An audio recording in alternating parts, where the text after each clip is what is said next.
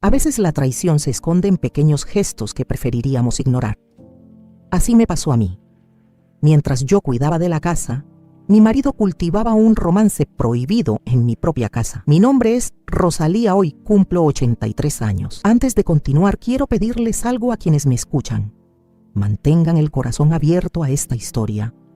Quizás encuentren en ella un trocito de su propia vida, pero, volviendo al pasado, tenía 30 años cuando todo ocurrió. En aquel entonces, creía tener la vida perfecta. Vivía en un pequeño pueblo rural donde todos parecían conocerse y donde se susurraban secretos, pero nadie se atrevía a hablar abiertamente. Me casé con Manuel, un hombre respetado por todos. Trabajaba en el único banco de la ciudad, siempre impecablemente vestido con sus trajes, con esa sonrisa cortés que encantaba a las damas en la misa dominical. Teníamos un hijo, el pequeño Emilio, tenía solo 3 años. Sus ojos grandes y curiosos me recordaban a los de mi padre. Nuestra casa, una reliquia familiar, estaba en una calle tranquila. Atesoraba cada mueble antiguo como si fuera una reliquia sagrada y, en cierto modo, era un símbolo del poder y la tradición que tanto apreciaba. Para otros, éramos la imagen de una familia feliz.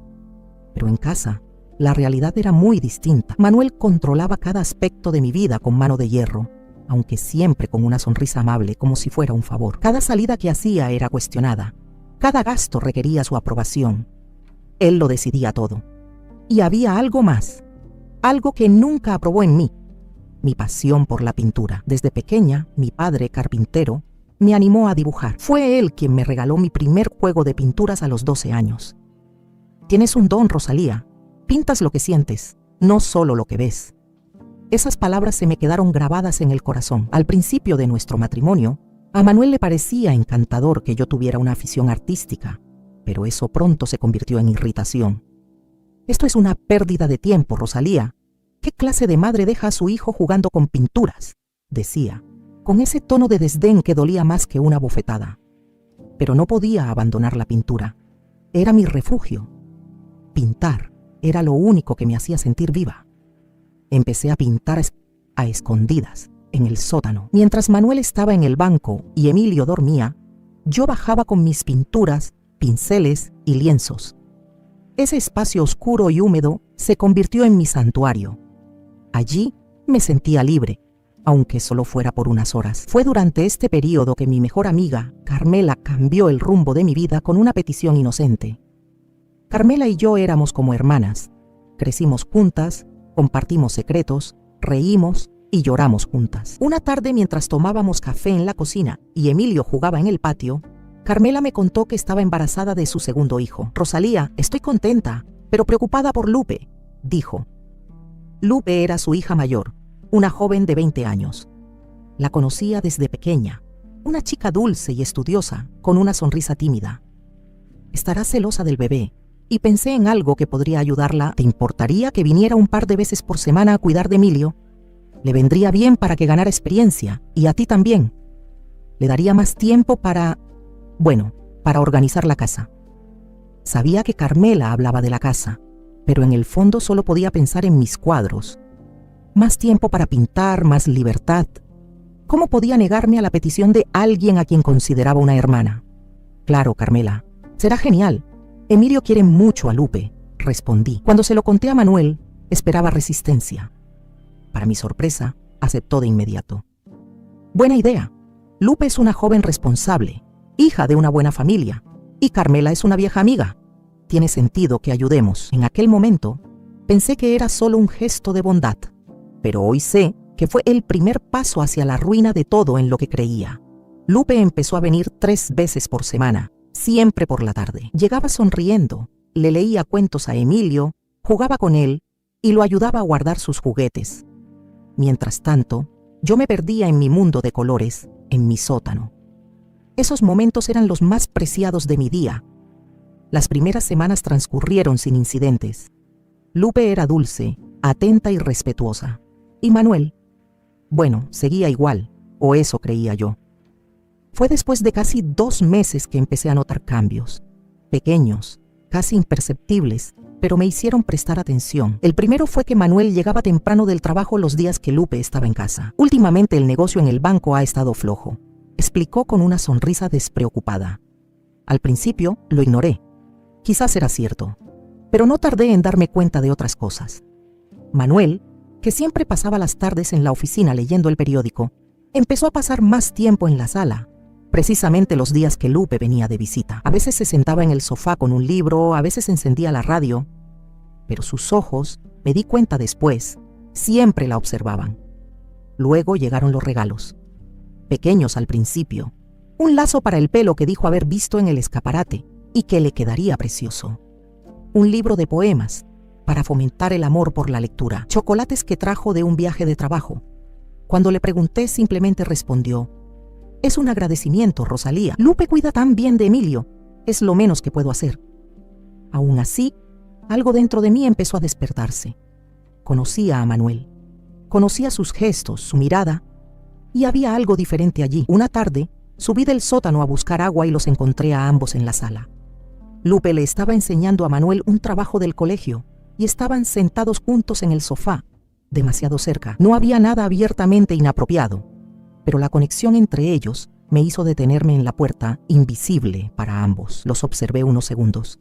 Vi cómo Manuel la miraba, no como se mira a la hija de un amigo, sino como un hombre mira a una mujer. Vi cómo Lupe se sonrojaba, cómo sus ojos brillaban con cada cumplido. Esa noche me acosté junto a Manuel, pero no pude dormir. Mi mente daba vueltas, preguntándome si estaba imaginando cosas. Confiaba en Lupe, la conocía desde la infancia. Y Manuel, bueno, podía ser controlador, pero siempre se había enorgullecido de ser un hombre honorable. Aún así, en los días siguientes, comencé a observar con más atención. Noté cómo Manuel se vestía con más cuidado las mañanas que Lupe venía a visitarla. Cómo ponía excusas para estar en la misma habitación que ella. Cómo la seguía discretamente con la mirada. Una semana después, le pedí a Lupe que se quedara un poco más. Necesitaba terminar un cuadro y le ofrecí pagarle horas extras. Aceptó, contenta de ganar un poco más. Cuando Manuel llegó y la vio todavía en casa, se ofreció inmediatamente a llevarla. «No te preocupes, Rosalía. De camino pasaré por la biblioteca a recoger un libro». La biblioteca, a esa hora ya estaría cerrada, pero acepté. Tardaron casi una hora en regresar de un viaje que debería haberles llevado 15 minutos como máximo. Cuando llegó Manuel, dijo que se había parado a enseñarle a Lupe la nueva placita que estaban construyendo en el centro, y luego fueron a tomar un helado. Todo fue completamente inocente, explicado con una sonrisa tan tranquila que me sentí casi tonto por sospecharlo. Pero esa noche, cuando intenté hablar con él, Manuel perdió el control. «¿No crees que estás siendo demasiado atento con ella?», pregunté con cuidado. Me fulminó con la mirada. «Estás loca, Rosalía. Lupe es prácticamente una niña. Es la hija de tu mejor amiga. ¿Cómo pudiste insinuar algo tan absurdo?». Sus palabras me hirieron profundamente. Quizás estaba exagerando. Quizás solo eran celos mezquinos. Me disculpé. Dije que estaba cansada, pero la duda ya estaba sembrada, y con cada día que pasaba crecía. Pasaron las semanas y mis sospechas no hicieron más que aumentar. Lupe empezó a arreglarse más para venir. Un poco de lápiz labial, un perfume suave, un lazo diferente en el pelo. Pequeños cambios, pero los noté. Entonces, una tarde, ocurrió algo que hizo añicos todas las ilusiones que aún tenía. Había terminado mi pintura temprano y subí del sótano en silencio. Desde el pasillo oí risas provenientes de la cocina. Caminé hacia la puerta entreabierta y los vi. Manuel estaba allí, mucho antes de que se suponía que regresaría del banco. Él y Lupe estaban juntos, preparando una merienda. Nada especial, excepto la forma en que sus cuerpos casi se tocaban, la forma en que él le hablaba suavemente al oído, haciéndola reír. Fue allí, de pie ante esa puerta, que lo supe con certeza. Algo andaba muy mal en mi propia casa. Esa noche, después de verlos juntos en la cocina, no pude dormir. Cada detalle de la escena se repetía en mi mente, como una película de la que no podía escapar. La risa de Lupe, la mirada de Manuel y, lo peor de todo, la sensación de estar completamente solo en esa sospecha, como si estuviera loco por siquiera pensarlo. Cuando salió el sol, ya había tomado una decisión. Necesitaba hablar con Carmela. Era mi amiga de la infancia, casi una hermana. Si algo pasaba, tenía derecho a saberlo. Quizás me equivocaba, quizás solo era una impresión equivocada, pero necesitaba compartirlo con alguien. Esperé hasta media mañana, cuando sabía que su marido ya se habría ido a trabajar. Me puse mi mejor vestido, me peiné con cuidado y me pinté los labios con un sutil toque de lápiz labial. Antes de irme, dejé a Emilio con doña Mercedes, nuestra vecina, quien siempre se ofrecía a ayudarme cuando la necesitaba. El camino a casa de Carmela me pareció más largo que nunca. Cada paso me pesaba, como si llevara una cruz. El día era precioso, brillaba el sol, los pájaros cantaban, pero me sentía sofocada. Cuando toqué a la puerta, Carmela me recibió con una sonrisa, que rápidamente se convirtió en preocupación al ver mi expresión. «Rosalía, ¿pasó algo? Emilio está bien». «Emilio está bien. Pero tenemos que hablar, Carmela. Es importante». Me llevó al porche trasero, donde tantas veces habíamos compartido café y secretos. Nos sentamos uno frente al otro, y noté que me temblaban las manos. «Me estás asustando». «¿Qué pasó?». Respiré profundamente, intentando mantener la calma. «Carmela, somos amigas desde hace tantos años. Sabes que nunca haría nada que te lastimara». «Claro que lo sé. ¿Pero qué pasa? Se trata de Lupe y Manuel». Sus ojos se abrieron de par en par. «¿Qué pasa con Lupe y Manuel? He notado cosas. Llega temprano a casa cuando ella está, le da regalos y la felicita demasiado. Ayer los vi juntos en la cocina. Se reían, muy unidos». «Carmela, algo anda mal». Su expresión cambió de sorpresa a indignación. «¿Qué insinúas exactamente, Rosalía?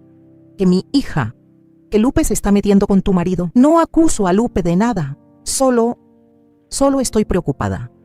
Quizás ni siquiera se dé cuenta de lo que pasa, pero Manuel es un hombre adulto.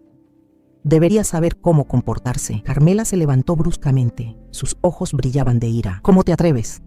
Lupe es una chica de buena familia, criada con valores. Siempre has tenido celos de mí, Rosalía. ¿Es eso?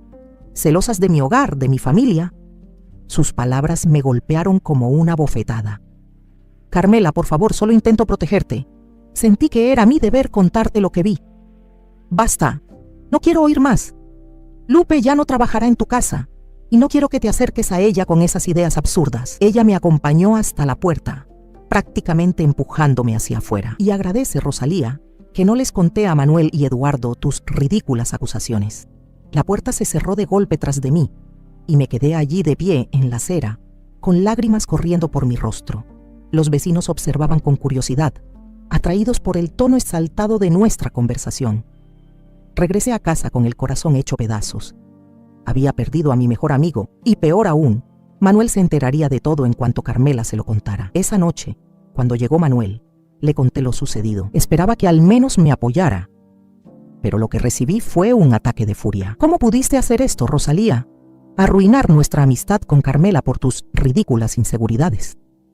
Intenté defenderme, pero él fue implacable. «Tienes que disculparte con ellos. Me estás avergonzando. Fue la primera vez que consideré seriamente irme, llevarme a Emilio y escapar de esa casa. Pero ¿a dónde iría? No tenía dinero, ni profesión, ni a dónde ir». Esa noche, bajé al sótano, tomé mis pinturas y comencé a pintar. Me temblaban las manos, y los colores que antes me habían tranquilizado ahora parecían gritar desde el lienzo. Rojos intensos, líneas ásperas. Era como si mi dolor se escupiera allí, pincelada a pincelada. Y mientras pintaba, una idea empezó a tomar forma en mi mente. Aún no sabía exactamente qué hacer, pero una certeza crecía en mi interior. No podía seguir viviendo así. Los días siguientes transcurrieron en casa con un silencio denso. Manuel apenas me hablaba. Nuestras conversaciones se limitaban a lo esencial, siempre delante de Emilio, como si nada pasara. Lupe ya no aparecía, y Carmela ni siquiera me miraba cuando nos cruzábamos por la calle. Pasaba cada vez más tiempo en el sótano, pintando compulsivamente. Mis lienzos empezaron a reflejar mi angustia. Colores oscuros, líneas distorsionadas, rostros sin ojos, mujeres con la boca abierta gritando en silencio. Era como si mi alma sangrara con cada pincelada. Pero a pesar de todo el dolor, algo dentro de mí estaba cambiando. Por primera vez, comencé a sentir una fuerza extraña, una indignación que crecía a fuego lento. Entonces, un domingo por la mañana, Manuel dijo que iba a pescar con sus amigos. Salió temprano, vestido con ropa sencilla y con su caña de pescar. Lo vi alejarse por la ventana, y algo en su actitud me perturbó. No puedo explicar por qué, pero se me aceleró el corazón. Dejé a Emilio con doña Mercedes, diciendo que necesitaba ir a la iglesia a rezar, pero no lo hice. Tomé mi vieja cámara, un regalo de mi padre, y la metí en mi mochila junto con un cuaderno de dibujo. Necesitaba aire. Quería caminar hasta el arroyo a las afueras del pueblo, mi refugio secreto desde la infancia. El camino era tranquilo, rodeado de árboles y piedras antiguas. El sonido del agua corriendo siempre me tranquilizaba, pero ese día había algo diferente en el aire, una inquietud, como si el destino estuviera a punto de revelarme algo que aún no estaba listo para ver. Casi al llegar al claro donde siempre me sentaba a dibujar, oí voces. 2 voces que conocía muy bien. Mi corazón latía tan desbocado que pensé que me iba a desmayar. Caminé con cuidado, escondiéndome detrás de un árbol frondoso, y entonces los vi. Manuel y Lupe estaban sentados sobre una manta extendida en el césped junto al arroyo. Él le cogió las manos y le habló en voz baja, mirándola directamente a los ojos. Lupe sonrió, una sonrisa tímida, pero diferente a la que yo conocía. Era una sonrisa de mujer, ya no de niña. Me sentí paralizado, como si el mundo se hubiera detenido a mi alrededor. No podía oír lo que decían, pero no me hacía falta. El lenguaje de sus miradas y gestos lo decía todo. Cuando Manuel se inclinó para besarla, se me llenaron los ojos de lágrimas. Quise apartar la mirada, pero no pude. Era como si necesitara aguantarlo, como si ese dolor fuera necesario para despertarme del todo. Con manos temblorosas tomé la cámara. El clic apenas se oyó por encima del sonido del agua corriendo, pero fue suficiente para capturar ese momento. Un testimonio. No para el mundo, sino para mí, para que nunca dudara de lo que había visto. Me quedé allí unos segundos más, hasta que las lágrimas me cegaron por completo. Entonces me di la vuelta y eché a correr. Corrí como si pudiera escapar de la realidad que acababa de desplegarse ante mis ojos. Al llegar a casa, aún me temblaban las manos. Guardé la cámara en un cajón del sótano. Me senté frente a un lienzo en blanco y empecé a pintar. Pinté como nunca antes. Con cada pincelada, con cada mezcla de colores escupía mi dolor, mi humillación, mi rabia. Pinté a Manuel y a Lupe junto al arroyo, tal como los vi. Luego pinté a Manuel con 2 rostros, uno sonriente, el otro oscuro, revelando su verdadera naturaleza. Finalmente, pinté a una mujer partida en 2, un lado colorido, con una sonrisa forzada, el otro oscuro, con la mirada vacía. Para cuando terminé, ya era de noche. Las lágrimas se habían secado, y en su lugar, algo nuevo permanecía dentro de mí. No era solo tristeza, era determinación. En ese momento, mirando aquellos 3 lienzos todavía húmedos, tomé mi decisión. Ya no sería la mujer sumisa que lo aceptaba todo en silencio. Ya no sería la sombra de Manuel. La Rosalía que él conoció había muerto junto a aquel arroyo. Al día siguiente, me desperté con una extraña sensación de calma. Era como si, tras el torbellino del día anterior, por fin supiera quién era y qué tenía que hacer. Tomé un café con Emilio como si nada hubiera pasado. Jugué con él, ordené la casa y preparé la comida. Pero por dentro era diferente. Cuando Manuel llegó a casa del trabajo esa noche, lo recibí con una sonrisa. Me miró con extrañeza, quizá desconfiando de mi calma.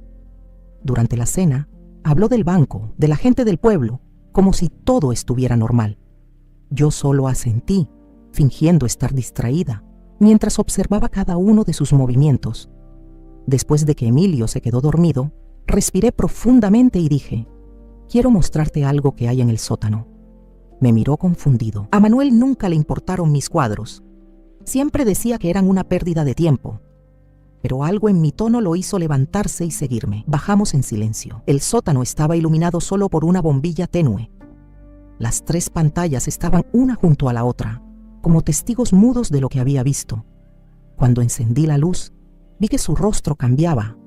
Primero confusión, luego reconocimiento, finalmente ira. «¿Qué significa esto, Rosalía?», preguntó con voz temblorosa y con los ojos brillantes. Lo miré directamente y le respondí con una calma que no sabía que poseía. «Eso fue lo que vi ayer en el arroyo, Manuel. No fui el único que pescó algo allí». Se puso pálido, luego rojo como mis pinturas carmesí. «Te has vuelto loco. Esto es producto de tu enfermiza imaginación. Estás dejando que estas pinturas te invadan la cabeza». Sin decir nada, tomé el segundo lienzo, su retrato con 2 caras, y lo coloqué justo delante de él. Este eres tú, Manuel, el hombre que el mundo ve y el hombre que finalmente descubrí. Se lanzó hacia adelante intentando arrebatarme la pantalla de las manos. Lo romperé, no me difamarás así. Nos empujamos. Era la primera vez que realmente peleaba con él en todos esos años. Mi voz era firme, casi fría. Tócalos y iré directo a Carmela con una fotografía. Se quedó congelado. ¿Qué fotografía?, preguntó con sospecha. La que tomé ayer. Está guardada en un lugar seguro. ¿Quieres que se la enseñe a todo el mundo? ¿Quieres que todo el pueblo sepa quién es el gran Manuel, el respetable del banco? Respiró hondo, sopesando sus opciones. A Manuel siempre le habían importado las apariencias, lo que pensaran los demás. Por un instante, vi miedo en sus ojos. No tienes coraje. Trate de averiguarlo. Hubo un largo silencio. Luego recogió su abrigo y dijo, con una mueca de desprecio: voy a dormir en casa de un amigo. Cuando recuperes la cordura, avísame. La puerta se cerró de golpe, resonando por toda la casa. Me quedé en el sótano mirando las pantallas. Por primera vez en años, no me sentí débil. No me sentí pequeño. Subí lentamente las escaleras. Levanté a Emilio y lo llevé a mi cama. Durmió plácidamente, ajeno al caos que nos rodeaba. Le besé la frente y le susurré: todo cambiará, mi amor, te lo prometo. Esa noche me quedé despierta planeando. Si quería salir de esa vida, necesitaba dinero, necesitaba un lugar para los dos, necesitaba liberarme para siempre, y por primera vez estuve dispuesto a hacer lo que fuera necesario. A la mañana siguiente, después de dejar a Emilio en la escuela, bajé al sótano y me senté frente a mis pantallas. Las miré un buen rato. Cada una era un grito atrapado, un trocito de mi dolor transformado en color. Pero ahora, más que gritar, necesitaba actuar.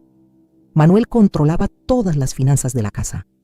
Cada centavo que entraba y salía pasaba por sus manos.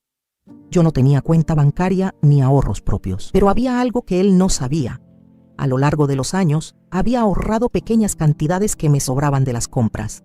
Unas monedas por aquí, unos billetes por allá. Todo escondido en una vieja lata de galletas, detrás de una tabla suelta del suelo del sótano. Al abrir la lata, conté cuidadosamente cada moneda. No era mucho, pero era un comienzo. Aún así, necesitaba más.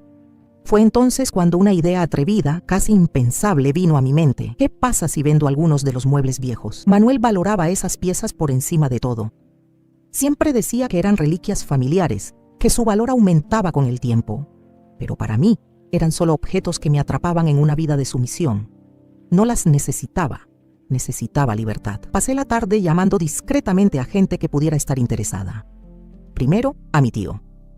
Rafael, el hermano de mi madre, que siempre elogiaba el antiguo reloj de pared del pasillo. Le dije que tenía dificultades económicas y que necesitaba venderlo.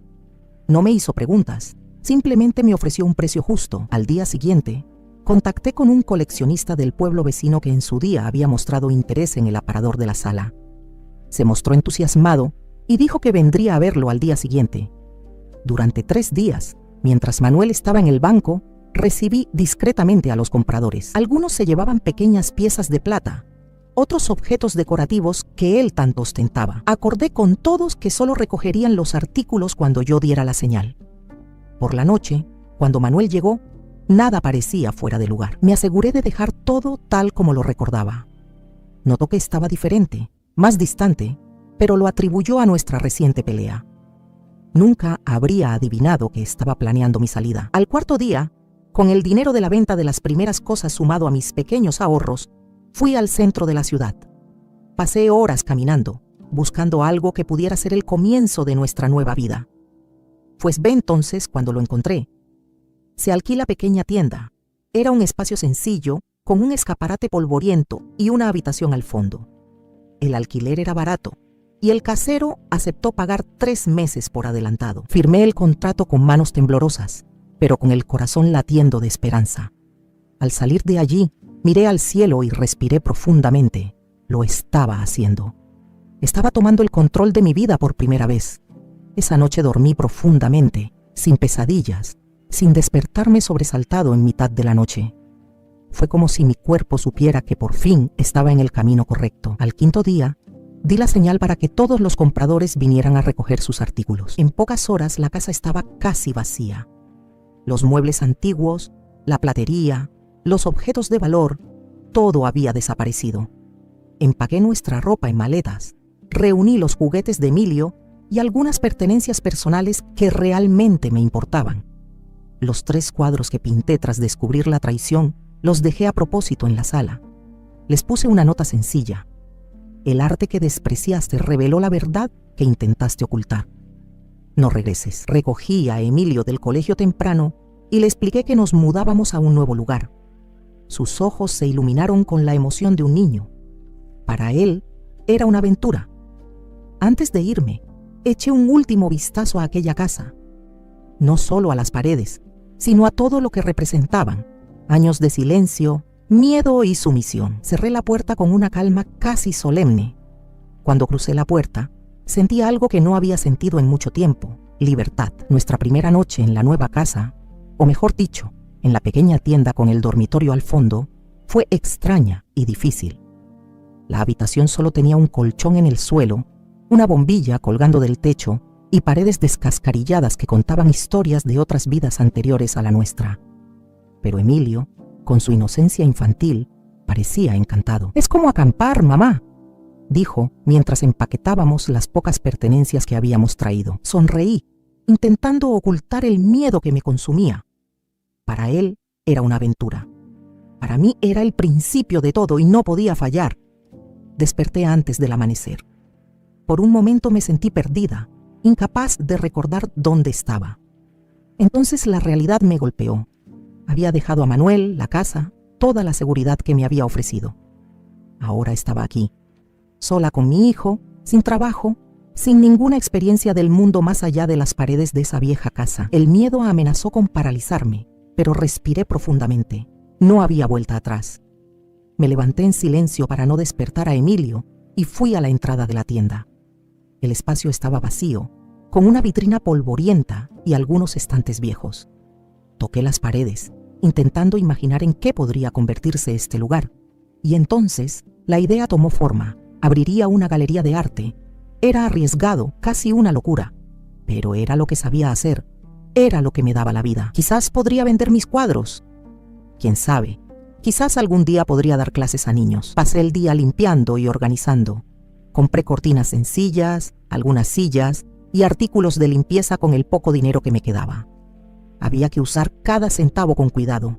Al caer la tarde, la tienda se veía diferente. Seguía siendo modesto, pero ya había dejado mi huella. Coloqué algunos cuadros en las paredes y por primera vez me sentí orgulloso de estar allí. Fue entonces cuando la puerta se abrió de golpe. Era Manuel. Su rostro se transformó. Ira, conmoción, incredulidad. Miró a su alrededor notando la sencillez del lugar, la ausencia de muebles antiguos. «¿Dónde están mis muebles?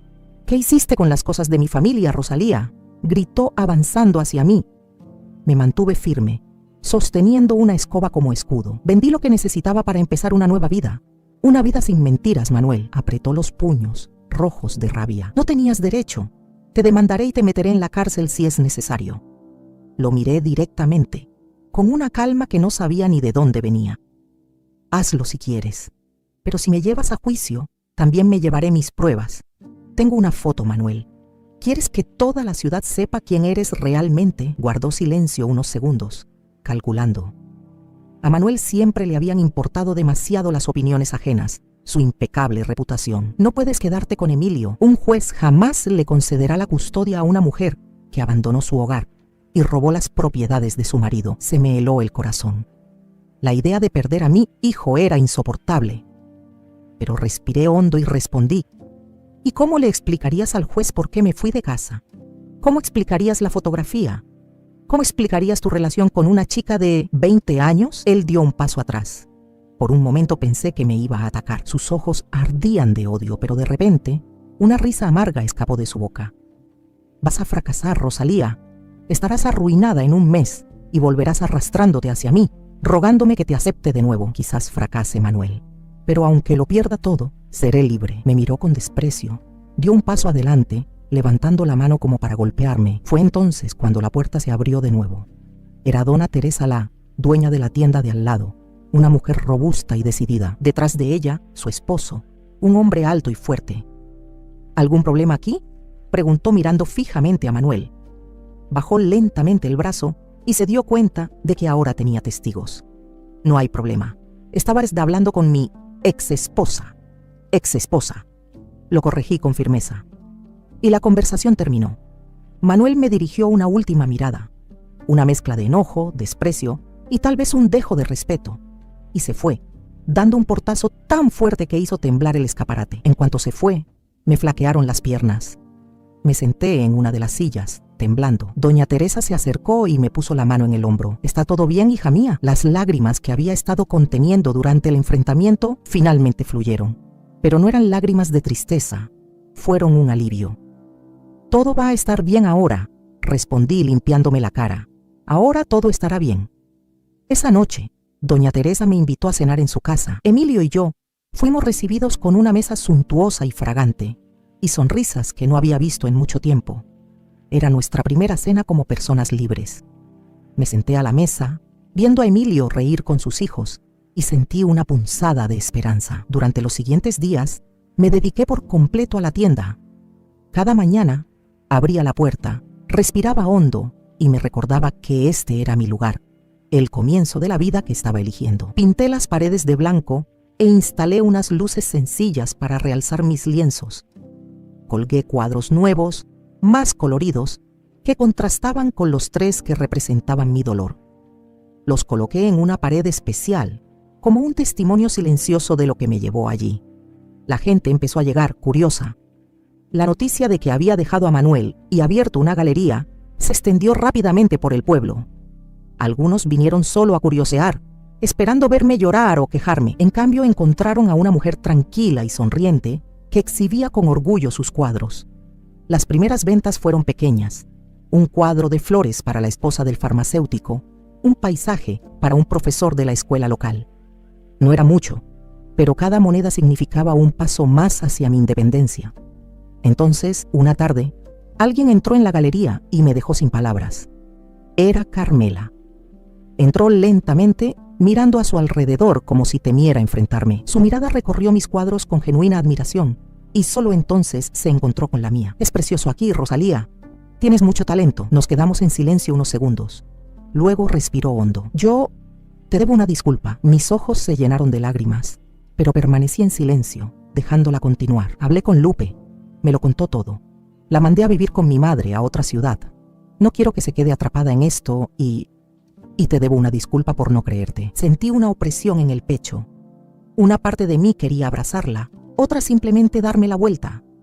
Pero en el fondo, sabía que Carmela también era una víctima. «No hace falta que me expliques, Carmela. Lo entiendo». Ella me sujetó las manos con fuerza. «Cualquiera que sea tu decisión sobre Manuel, estoy de tu lado ahora». Cuando se fue, sentí una sensación de alivio que no había sentido en semanas. Quizás nuestra amistad nunca volvería a ser la misma, pero ese gesto fue un primer paso. Esa noche, cuando estaba cerrando la tienda, Emilio corrió hacia mí con una enorme sonrisa. «Mami, ¿puedo ayudarte aquí todos los días después de la escuela? Quiero ser como tú». Lo abracé sintiendo tanta emoción que apenas podía respirar. «Claro que puedes, mi amor. Este lugar también es tuyo». En los días siguientes, comencé a dar clases de pintura a niños. Al principio, solo eran los hijos de los amigos de Carmela, pero pronto otros se interesaron. Ver a esos pequeños sosteniendo pinceles con manos temblorosas, riendo mientras mezclaban colores, me dio una alegría que nunca antes había sentido. Y fue en uno de esos días que ocurrió algo inesperado. Una mujer entró en la galería. No era de por aquí. Nunca la había visto.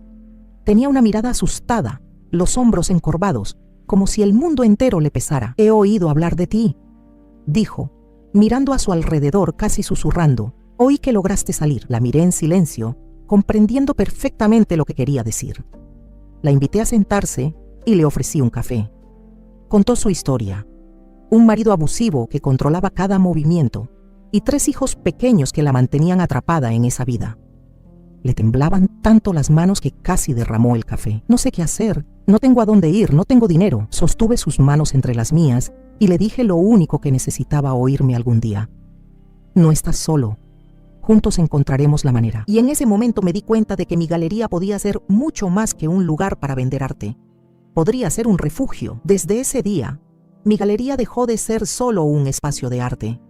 Se transformó en algo que jamás imaginé, un refugio para mujeres como yo. Todo empezó con aquella mujer de mirada asustada, cuyo nombre era Isabel. Venía todos los días a la clase de pintura, fingiendo ayudar a organizar los materiales, pero en realidad venía a respirar. Era como si, durante unas horas, pudiera ser ella misma, sin miedo a gritos ni amenazas. Poco a poco, aparecieron otras mujeres. Algunas las conocía de vista, otras eran completamente desconocidas. Todas tenían la misma expresión en sus rostros: agotamiento, vergüenza, dolor. Pero también había esperanza escondida en sus ojos, como una tenue llama a punto de reavivarse. Empezamos a reunirnos cada semana después del trabajo, cuando los niños volvían a casa. Cerraba las puertas, ponía agua a hervir y servía té a todos. Allí, sentados en sillas sencillas, hablaban, lloraban, reían y, sobre todo, compartían secretos que nunca le habían contado a nadie. Al principio, no sabía qué decir. ¿Quién era yo para aconsejar? Pero pronto me di cuenta de que a veces no había necesidad de hablar, solo escuchar. Una de esas noches, Isabel, con la voz aún temblorosa, anunció que había reunido el coraje para mudarse a casa de su hermana en otra ciudad. Al terminar, todos aplaudimos. Lloró y yo lloré con ella. Estas mujeres empezaron a llamarme Rosalía la valiente. Rosalía la valiente. Sonreí, pero por dentro me preguntaba si realmente merecía ese título. También tenía miedo, también me sentía frágil. Pero cada vez que veía sonreír a Isabel, o cuando una nueva mujer entraba por la puerta, sentía que tal vez mi sufrimiento tenía algún propósito. Mientras tanto, la galería seguía creciendo. Mis clases de pintura para niños se hicieron tan populares que tuve que abrir otras. Vendí más cuadros de los que jamás imaginé y poco a poco pude amueblar nuestra pequeña habitación con objetos sencillos pero acogedores. A Emilio le encantaba ayudar. Era mi mano derecha, el pequeño anfitrión que recibía a todos con su sonrisa. Mamá, cuando sea mayor, quiero ser pintora como tú, dijo con orgullo. Lo abrazaba fuerte cada vez que decía eso. No tenía ni idea de que gracias a él encontraba fuerzas cada día. Pero aunque mi vida estaba tomando un mejor rumbo, había algo que todavía me perseguía: Manuel. No había aparecido desde aquella noche en la galería, pero sabía que estaba cerca. En un pueblo pequeño, nada pasa desapercibido. A veces lo veía de lejos, de pie en la acera de enfrente observándome. Otras veces, oía a la gente comentar que había bebido más de lo habitual, que estaba irreconocible. Y entonces, un sábado por la mañana, entró. Fue como una ráfaga de viento frío que entró por la puerta. Los niños estaban todos allí, pintando, y sus madres esperaban afuera.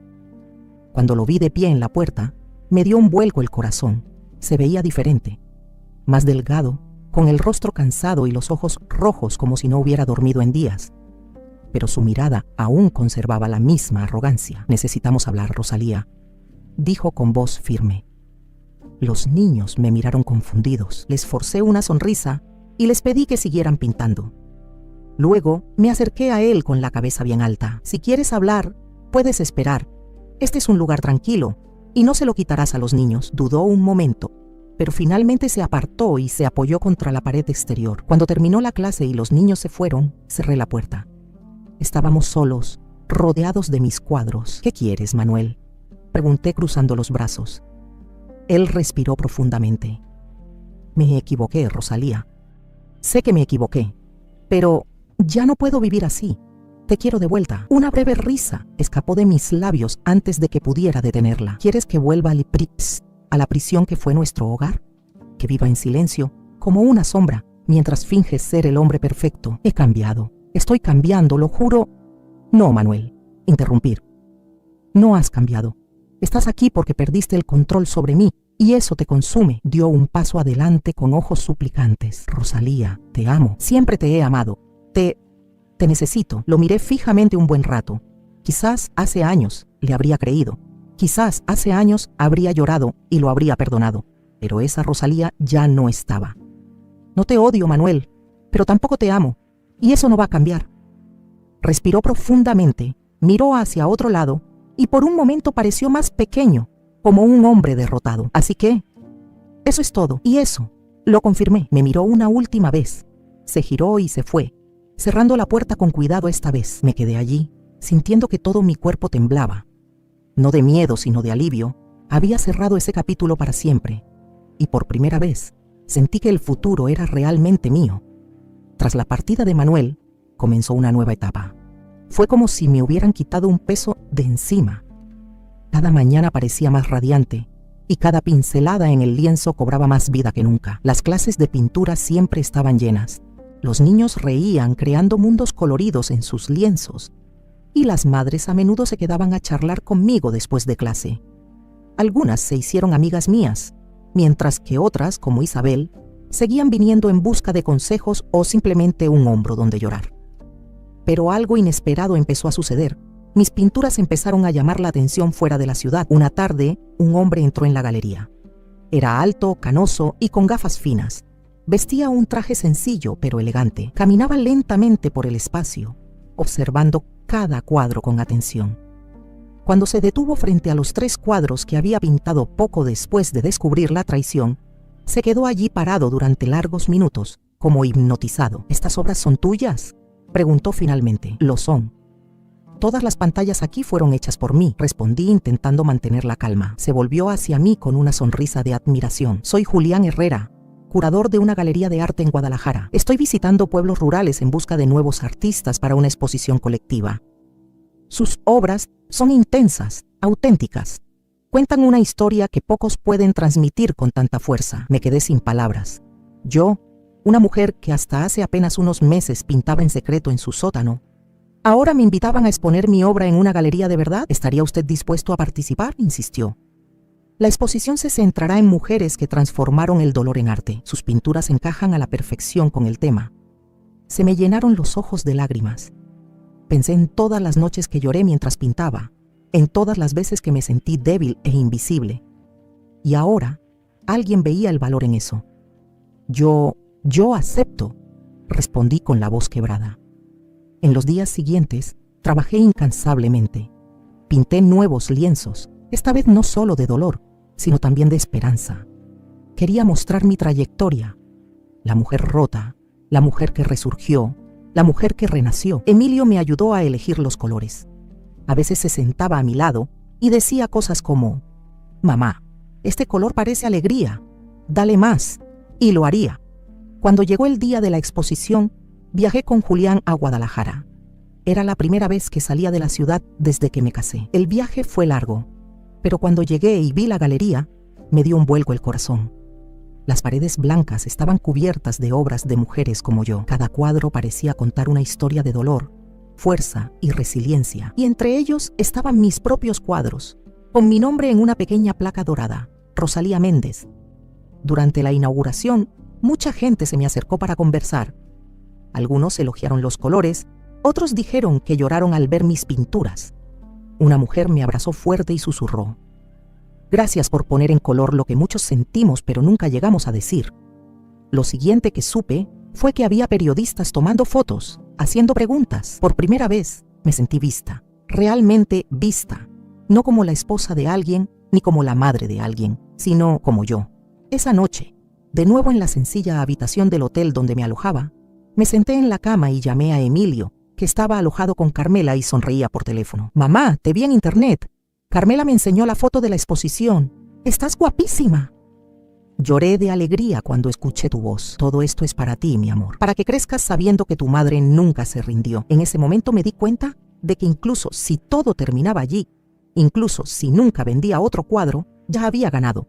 Pero el destino todavía me tenía guardadas más sorpresas. Cuando regresé de Guadalajara, algo era diferente. La gente me miraba con curiosidad, con respeto, algunos incluso con admiración. La noticia de la exposición se había extendido rápidamente. En un pueblo pequeño, las cosas se extendieron como la pólvora, y esta vez no eran rumores de escándalo, sino de orgullo. Las mujeres que frecuentaban mi galería se emocionaron al verme. Isabel me abrazó fuerte y dijo: «No tienes idea de cuánto nos inspiras, Rosalía. Ahora sabemos que podemos ser más que el dolor que nos dieron». Estas palabras me conmovieron profundamente. Más que el reconocimiento externo, esto era lo que me importaba: ser un ejemplo de que era posible empezar de nuevo. Con el dinero que recibí por la venta de 3 cuadros de la exposición, Renové la galería. Añadí estanterías nuevas, compré más materiales para las clases y transformé un pequeño rincón del fondo en un espacio acogedor, con cojines y libros, donde las mujeres podían charlar o simplemente relajarse. Poco a poco, la galería se convirtió en un punto de encuentro para toda la ciudad. Los niños pintaban, las mujeres intercambiaban experiencias e incluso empezaron a aparecer hombres. Algunos maridos, curiosos o avergonzados, venían a recoger a sus esposas y terminaban elogiando las obras, pero no todos estaban contentos con mi éxito. Manuel, por ejemplo, no volvió a aparecer, pero lo vi, de vez en cuando, observando desde lejos, parado en la esquina, con esa mirada que mezclaba rabia y algo que no podía descifrar, tal vez arrepentimiento, tal vez envidia. Entonces, un domingo por la mañana ocurrió algo que me tomó por sorpresa. Estaba limpiando la ventana cuando oí el timbre. Al abrir, Manuel estaba allí, pero ya no era el mismo hombre arrogante de antes. Estaba demacrado, más delgado y con los hombros caídos. ¿Puedo entrar?, preguntó casi en un susurro. Lo miré fijamente durante unos segundos antes de hacerme a un lado. Entró despacio, mirando a su alrededor. Su mirada recorrió las paredes coloridas, los niños pintando tranquilamente en un rincón, las mujeres ayudándome a organizar los pinceles. «Se ve hermoso», dijo, en un tono que no pude descifrar. «Gracias. ¿Qué quieres, Manuel?». Respiró profundamente, pareciendo buscar las palabras adecuadas. «Yo solo quería decirte que lo entiendo. Por fin lo entiendo. Perdí algo que nunca recuperaré». «Manuel», empecé, pero él levantó la mano interrumpiéndome. No vine a pedirte nada. Solo quería que supieras que lo siento. No solo por la traición, sino por todos los años que te hice sentir menos de lo que eras». Sus palabras me sorprendieron. Esperaba arrogancia, quizás incluso una nueva petición de volver a estar juntos, pero no un arrepentimiento genuino. «No puedo cambiar el pasado, Rosalía, pero espero que encuentres toda la felicidad que yo no pude darte». Lo miré fijamente, buscando algún rastro de mentira, pero vi sinceridad en sus ojos. «Gracias por decir eso, Manuel. Espero que tú también encuentres paz». Sonrió levemente, una sonrisa triste y resignada, y se dio la vuelta para marcharse. Al llegar a la puerta se detuvo un momento. «Ah, y dile a Emilio que... lo siento, no por él, por ser un padre tan ausente». Asentí y él se fue. Cuando la puerta se cerró me quedé en silencio unos segundos, absorbiéndolo todo. No había dolor, ni rabia, ni odio, solo un profundo alivio. Era como si un ciclo hubiera terminado para siempre. Esa noche me senté en la habitación de Emilio y le conté todo. Me escuchó atentamente. Sus ojos grandes reflejaban una madurez que me sorprendió para su edad. «¿Crees que debería perdonarlo, mamá?», preguntó. Sonreí, acariciando su rostro. «El perdón, mi amor, es un regalo que nos damos. Y yo ya he perdonado». Me abrazó fuerte y sentí una paz que nunca antes había sentido, pero aún quedaba algo por hacer, algo que debía decirles a todas las personas que de alguna manera formaban parte de esta nueva etapa de mi vida. Unas semanas después de conocer a Manuel, decidí organizar un evento especial en la galería. No sería solo una exposición, sino un día dedicado a las mujeres de la ciudad, a aquellas que, de alguna manera, me ayudaron a transformar mi dolor en fuerza. Pasé días preparándolo todo con la ayuda de Carmela, Isabel y las otras mujeres que se habían convertido en amigas, casi hermanas. Decoramos las paredes con nuestros cuadros, colgamos fotos de momentos felices en clase y adornamos el espacio con flores sencillas pero vibrantes. Cuando llegó el día, la galería estaba abarrotada. Los niños correteaban sonrientes, las mujeres charlaban animadamente y se respiraba un ambiente festivo como nunca antes había experimentado allí. Pedí prestado un micrófono del centro comunitario y me paré frente a todos. El corazón me latía con fuerza, pero sabía que tenía que decirlo. «Quiero agradecer a todos los que vinieron hoy. Este lugar nació del dolor, de un momento en que pensé que mi vida había terminado. Comencé respirando profundamente, pero hoy, al mirarte, a cada rostro aquí, veo que nada ha terminado, al contrario, apenas empezaba a vivir». La gente me miraba en silencio, con atención. Algunas mujeres ya lloraban, y eso me dio aún más valor. Quiero que todos sepan que, por difícil que parezca, por mucho que les digan que no pueden, sí podemos. Podemos empezar de nuevo, podemos ser quienes siempre soñamos ser, y no estamos solos. Miré a Isabel, que me sonreía con lágrimas en los ojos, y luego a Carmela, que me agarraba la mano con fuerza. Este lugar no es solo una galería de arte, es un refugio. Es para todas las mujeres que necesitan un espacio para respirar, para soñar, para recordar que aún son dueñas de sus propias historias. Los aplausos que siguieron fueron largos y cálidos. Los niños aplaudieron con entusiasmo, las mujeres se abrazaron, y sentí una energía tan fuerte que apenas pude contener las lágrimas. Después del discurso, seguí caminando por el lugar saludando a la gente. Emilio corrió hacia mí y me abrazó por la cintura. «Mamá, ahora eres famosa. Todos te adoran», dijo sonriendo. Le acaricié el cabello y me moví. «No quiero ser famoso, mi amor. Solo quiero que estés orgulloso de mí». Me miró seriamente, como si entendiera más de lo que imaginaba. «Ya lo tengo, mamá. Siempre lo he tenido». Mi corazón se encogió tiernamente y en ese momento me di cuenta de que todo había valido la pena. Cada lágrima, cada noche de insomnio, cada decisión difícil. Más tarde, cuando todos se habían ido y el sol se ponía, tiñendo el cielo de naranja y rosa, me senté sola en un rincón de la galería. Contemplé los cuadros en las paredes, las caras felices en las fotos y la sonrisa de mi hijo en un sencillo marco. Cerré los ojos y respiré profundamente. Ya no era solo Rosalía, la esposa sumisa de Manuel. Era Rosalía Méndez, artista, madre, amiga y sobre todo una mujer libre,